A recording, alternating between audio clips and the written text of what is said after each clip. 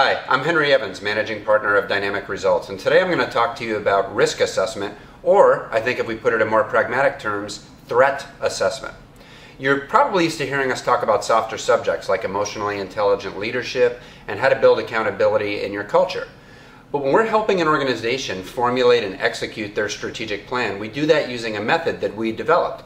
It's based on our book, Winning with Accountability, The Secret Language of High-Performing Organizations, and it helps the organizations declare and move towards their desired future.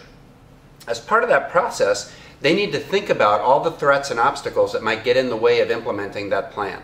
And we want our clients to have a systematic way of thinking about these threats and prioritizing them so that they allocate resources to the right things at the right time.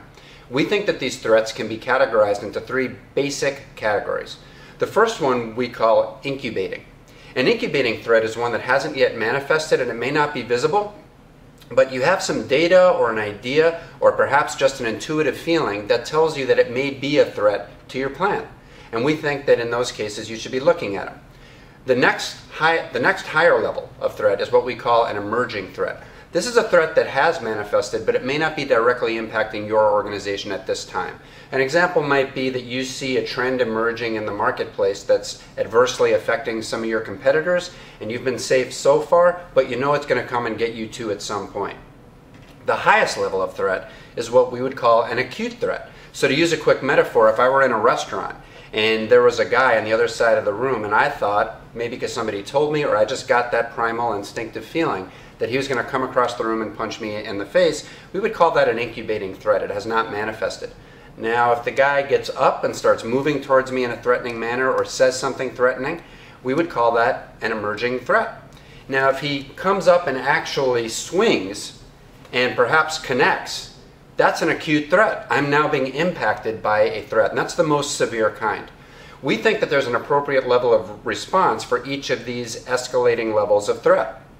So if you have an incubating threat, one that has not yet manifested, we'd like to see you do something that we call a preventative measure. This might mean that you start a discussion or a negotiation that you weren't currently in, but it means you collect more data and you start to investigate it. You pay attention to it. If you have an emerging threat, we want you to do something that resolves it. This means you take away a resource that's causing it, or you add resources that could help mitigate it. If you have the acute level of threat, you're actually being impacted, we want you to respond accordingly, and we want you to do something that involves immediate action. This is something that usually changes your position so you're not in the same vulnerable state. To go back to that fighting metaphor, if somebody were to come and swing at me, I would want to be moving out of the way so that that punch missed. We would want you to do that with your organization. Make a move, change something tangibly. This usually means you can't do an adequate amount of research. It might mean that you're putting yourself into another kind of a problem, and it should also mean that you're not remaining in the same problem you were in when that acute threat hit you. We are always trying to give you quick, concise ways to improve your business, and we hope we've done that now. We look forward to speaking with you again.